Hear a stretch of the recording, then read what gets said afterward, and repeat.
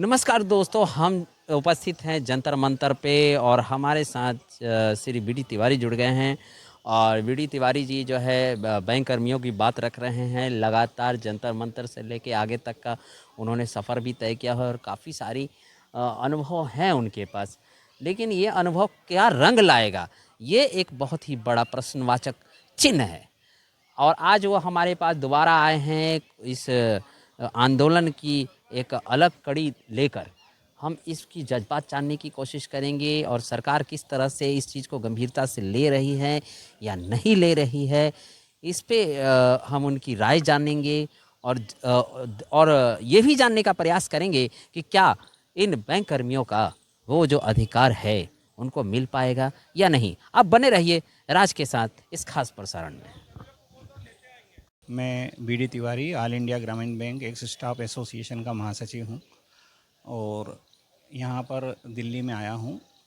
हमारा आंदोलन 12 फरवरी को पूरे भारतवर्ष में सभी ग्रामीण बैंक के सामने पेंशन की हमारी 5 मांगों के समर्थन में हम लोगों ने धरना दिया था। वर्तमान में 43 ग्रामीण बैंक है, 43 ग्रामीण बैंक हैं। और उसके बाद 12 मार्च को यहीं इसी स्थल पर जंतर मंतर पर हमारे द्वारा ऑल इंडिया का धरना दिया गया था। परंतु जो हमारी पेंशन की मांग है उसे भारत सरकार के द्वारा और ग्रामीण बैंकों के द्वारा मानी नहीं गई है और इससे 2000 कर्मचारी इससे प्रभावित हो रहे हैं। इसलिए हम आंदोलन आगे और बढ़ाएं। इसके पूर्व हमारे पास में मिनिस्ट्री ऑफ लेबर से सेंट्रल लेबर कमिश्नर सेंट्रल से एक चिट्ठी आई है जिसमें उन्होंने कल दिनांक 8 तारीख को एक मीटिंग आयोजित की है जिसमें नाबार्ड, भारत सरकार और सभी प्रायोजक बैंकों को और ग्रामीण बैंकों को सूचित किया है कि वो कंसिलेशन के लिए आएँ। हमारे संगठन को भी बुलाया गया है, हमारे साथी भी कल आ रहे हैं। कल 12:30 बजे मीटिंग है। तो सर ये अभी कुछ दिन पहले आप पिछली बार जब देखा गया पिछले बार जिस दिन आंदोलन था आपका, उस दिन आपने एक ज्ञापन भी सौंपा था। तो क्या ये उसी ज्ञापन का असर है और किस अधिकारी को आपने ये ज्ञापन सौंपा था? हाँ, हम लोग धरने के पश्चात में जो under secretary mister Kumar Shyamal Parthasarathy को हमने ज्ञापन दिया था। हमारी पेंशन संबंधी मांगों के संबंध में उनसे निवेदन किया था कि वो भारत सरकार की तरफ से एक लेटर निकालें और ग्रामीण बैंक में जो कन्फ्यूज़न हो रहे हैं उसको दूर करने के लिए सभी आरआरबी के चेयरमैन को निर्देशित करें। परंतु उनके द्वारा आज तक कोई कार्रवाई नहीं की गई है।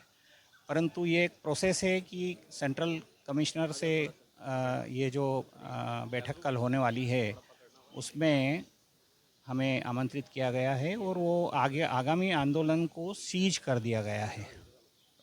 और तब उसके बाद यदि कुछ कंसिलेशन में हमारा कुछ मांगों के ऊपर विचार किया जाता है तो हम आगे आंदोलन नहीं करेंगे। अदरवाइज़ हमारा जो आंदोलन है वो और गहरा होगा। और यह तो मैं यहाँ से घोषणा कर भी चुका हूँ कि यदि इन्होंने हमारी बात नहीं मानी तो मैं 2 अक्टूबर 2025 को नई दिल्ली में आत्मदाह करूँगा। तो आप ही करेंगे या आपके साथ और भी कुछ लोग शामिल होंगे? आपने 3 जगहों को चिन्हित किया है और सरकार से आप मांग कर रहे हैं कि हमें ये 3 में से कोई एक जगह मुहैया करवाया जाए। देखिए, मैं इसी जंतर मंतर धरना स्थल से मैं यह भारत सरकार को निवेदन करता हूँ कि वो मुझे बताएं कि मुझे अपने आंदोलन के लिए कौन से जगह का चयन करना है। मैं प्रधानमंत्री निवास या ऑफिस के समक्ष, वित्त मंत्री ऑफिस या निवास के समक्ष, या माननीय श्रीमती द्रौपदी मुर्मू जी राष्ट्रपति के ऑफिस के समक्ष आत्मदाह करने का प्लान कर रहा हूँ। तो भारत सरकार से निवेदन है कि मुझे वो या तो बताएं कि मुझे कहाँ पर यह अपना आत्मघाती का कदम उठाना है। अदरवाइज़ हमारी जो 5 पेंशन की मांग है उनको वो स्वीकार करें। पहला शुरू करें। सुप्रीम कोर्ट में तिवारी जी जो इस तरह से मामला आगे बढ़ रहा है, क्या लगता है किस तरह की निर्णायक स्थितियां बन रही हैं? देखिए, अभी सुप्रीम कोर्ट में जो हमारा पेंशन केस है जिसमें कंटेम्प्ट पिटीशन है, भारत सरकार ने 2018 के जो पेंशन रेगुलेशन को अपने शिद्दत से लागू नहीं किया था और उसमें जो हमारी प्रायोजक के बैंक के साथ जो पैरिटी है उसको उन्होंने मेंटेन नहीं किया था, इसीलिए ये कंटेम्प्ट पिटीशन लगी। और कंटेम्प्ट पिटीशन में 12 अगस्त 2024 को सुप्रीम कोर्ट ने स्पष्ट बोला है कि सभी वर्ग को पेंशन दिया जाना चाहिए। अच्छा, सुप्रीम कोर्ट ने किस लिए बोला है? क्योंकि भारत सरकार ने अपना एफिडेविट दिया है वहाँ पर। उस एफिडेविट के आधार पर सुप्रीम कोर्ट ने निर्णय दिया है कि आपको पेंशन देना है। तो जब सभी वर्ग को पेंशन देना है तो फिर ये जो है जो उसका कंप्लायंस है वो क्यों नहीं हो रहा है? यह भारत सरकार, प्रायोजक बैंक और ग्रामीण बैंक के मैनेजमेंट की जो पेंशन नहीं देने की और हमारे पेंशन के पैसे से अपनी हानि को बचाने की जो कवायदें चल रही है उसको हम अपने आपके चैनल के माध्यम से उजागर भी करना चाहते हैं, क्योंकि पेंशन एक हमारा राइट है जिसे कि कॉन्स्टिट्यूशन में 301 धारा के अंतर्गत प्रॉपर्टी का अधिकार के अंतर्गत पेंशन माना गया है। तो इसको आप जब्त नहीं कर सकते, रोक नहीं सकते। किसी की पेंशन उसने अपने कार्यकाल में जो अपना कार्य किया है उसके एवज में उसकी कमाई है ये। इसके अलावा कोई भी पेंशन यदि आपको रोकना है तो उसके लिए कोई उचित कारण जो लॉ में है वो होना चाहिए। लेकिन हमारे यहाँ लॉ में इसलिए नहीं है क्योंकि सुप्रीम कोर्ट के आदेश के बाद भारत सरकार ने जो 2024 में पेंशन रेगुलेशन का अमेंडमेंट किया है उसमें उन्होंने सभी कैटेगरी के एम्प्लॉई को रिटायर्ड एम्प्लॉई के साथ में ऐड किया है, जिसमें डीआरटी के लोग भी सम्मिलित हैं। डिसमिसल, रिमूवल और टर्मिनेशन, ये कैटेगरी भी उनके साथ सम्मिलित है। तो जब नियमावली की अगर बात की जाए, कानूनी दांवपेच की बात की जाए, तो क्या कहती है आपके ग्रामीण बैंक की का जो संगठन है और सुप्रीम कोर्ट से लेकर जो हमारे कानूनी मतलब अग्रिम प्रक्रियाएं हैं, वो क्या कहती हैं इस नियमावली के बारे में? देखिए, नियमावली साफ बोल रही है कि सभी एम्प्लॉई को पेंशन दिया जाए, लेकिन उसमें कुछ हमने पहले भी आपको बताया था, आज भी हम बता रहे हैं कि भारत सरकार को उसमें कुछ निर्देशन देना है। कुछ 29 नंबर और 20 नंबर जो रेगुलेशन है उसका हवाला देके पूरे भारतवर्ष में जो है डीआरटी वर्ग की पेंशन को कैंसिल कर दिया गया है। तो ये जो 20 और 29 सेक्शन है वह अभी जो वर्तमान में जो रेगुलेशन अमेंडमेंट हुआ है 2024 में, उसकी 31A रेगुलेशन के अनुसार वो ऑटोमेटिक उसका वो जो है इरिलेवेंट हो गया है।